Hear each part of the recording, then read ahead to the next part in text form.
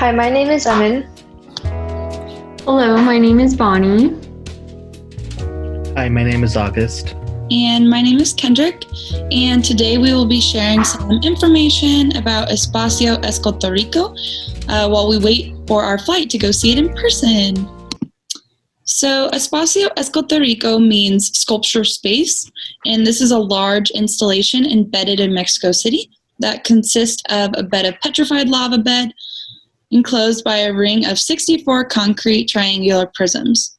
As a UNESCO World Heritage Site, this piece is one of the most important pieces of public art within Latin America and represents the cosmos of the pre-Hispanic world. How do you think this piece refers to the history of the landscape? Well, the lava, for example, relates to volcanoes just outside of Mexico City, the Twin Peaks.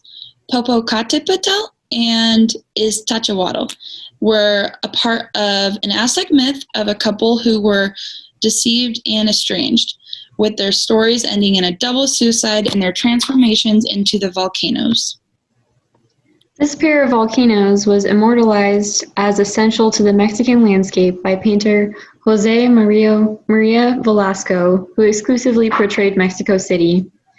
As the features of the land were fundamental to indigenous culture, so they became for the generations of people living in Mexico after the conquest. The placement of this piece in the landscape of the Pedregal de San Angel ecological reserves mirrors the connection of the land and sky of Mexico that we see throughout the nation's history. There's other art in this area as well, right? Yep. Espacio is actually a collaborative work, but the individual artist also created solo contributions to the space. Helen Escobedo's piece, Cuatl, was added nearly 3 years later, but I felt it was an important piece to quickly cover just because of its significance. Cuatl means serpent in the Aztec language Nahuatl, and this sculpture is made out of steel beams, which are painted a gradient from yellow to orange to red. What do you think the serpent is representing? I think that Escobedo was relating the serpent to the traditions of rebirth and creation in Aztec culture, which adds the context of Espacio Escobedo as a space to be shaped by and encounter with the native plants of Mexico and a pristine skyline. The work is minimalist, and Escobedo preferred to incorporate her work into the land, saying it emphasizes nature, the wind, and the earth, so that we can experience the work not only from our eyes, but with all of our senses. I can almost imagine what an experience it must be to visit this site. And you said it's made of concrete? Yes, in addition to the coarsely textured concrete wedges, it rests on a platform made of concrete as well, to prevent the structure from sinking and reinforce it so that it can withstand weather conditions and earthquakes. Sounds like the artists have the environment in mind when they plan this. So one thing to note about Helen Escobedo is that she didn't show much regard for the fact that at the time she was making her landscape art, there wasn't much interest in subjects such as ecology, migration, or even feminism in a general sense in Mexico. And due to this, her work was not only an artwork, but it can also be classified as social and political work. What does this mean for the role her artwork played in Mexico then? It means that her work really changed the way that artwork, specifically abstract art, was perceived by the public. Beyond its existence as art, it reached further into social and political issues. Urbanization is a major challenge of many cities around the world, and this work speaks to the need to preserve the history and natural life present around us. Did this cause any issues for her work? Well, the work Espacio Escobedo has been faced with some issues. The work itself is meant to be a 360-degree panoramic view of the nature around it. That is now interrupted by an 8-story building. While the work itself was commissioned by the University of Mexico, the university, which is also the owner of the building, has refused to remove and relocate the building, claiming that it would be too costly. Considering that this alters the intentions of the original work and changes the experience of people visiting the work, how did the public and artists react to this?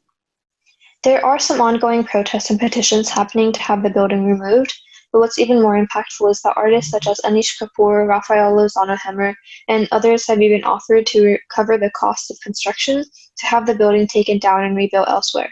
It's still unclear as to why the university has rejected such offers.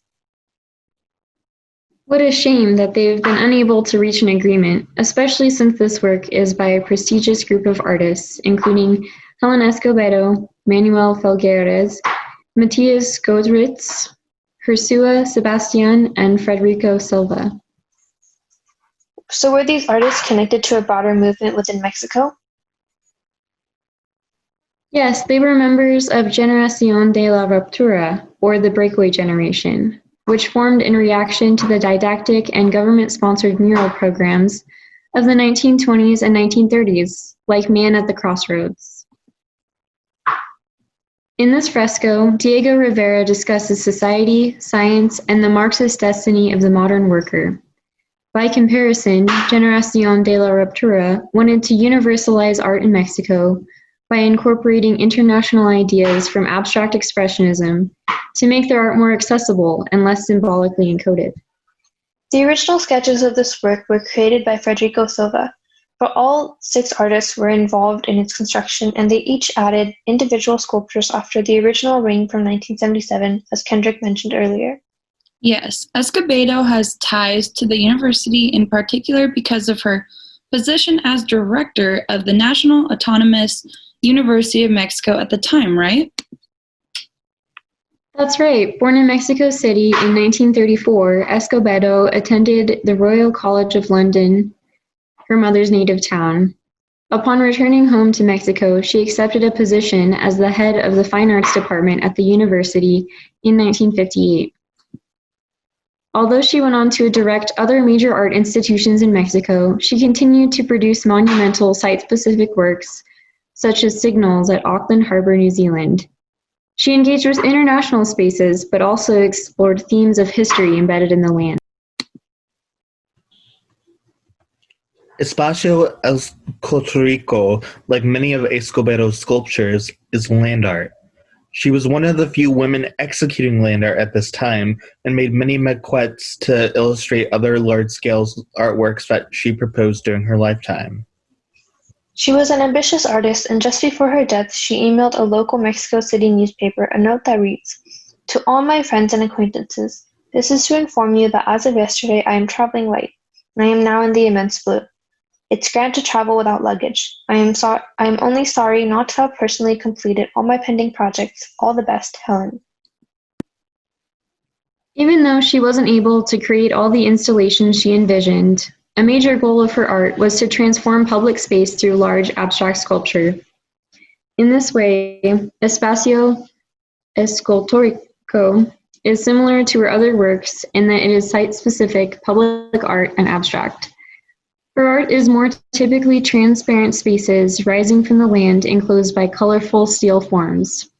Espacio Escultórico, by contrast, uses solid wedges to demarcate a natural lava bed for the viewer to walk down into. However unusual this may be for her individual art practice, this symbolic movement downward could be analogous to the Spanish conquistadors raising indigenous architecture. In fact, Espacio refers to a specific indigenous site, Cuicuilco, which includes a 4-level oval pyramid with a ramp. This was a civic religious center where people of all social strata would gather to perform essential trades and engage in religious ceremonies on oval altars. The circular nature of Espacio Escultórico recalls the features of this specific pre-colonial site without recreating the social hierarchies of indigenous society. And because the artist built this in a lava bed, the actions of ascension and descension are a part of the viewer's experience. In an abstract way, this piece provides space for people to remember the way that Mexico used to be and have a visual realization of the cultural history of the land. And true to indigenous traditions, this artwork creates an experience with the sky and the seemingly untouched land of the ecological reserve. When missionaries first came to this region, they modified their religious architecture to include enlarged atriums or open spaces, where outdoor services and open chapels were more like traditional indigenous ceremonies that took place outside. Yeah, in a way, this sculpture creates a mystical experience with nature in the middle of the densely populated metropolis of Mexico City. It's culturally transcendent and also provides an awe-inspiring sights and sensations. Yeah, and the themes it touches goes beyond Mexico as well.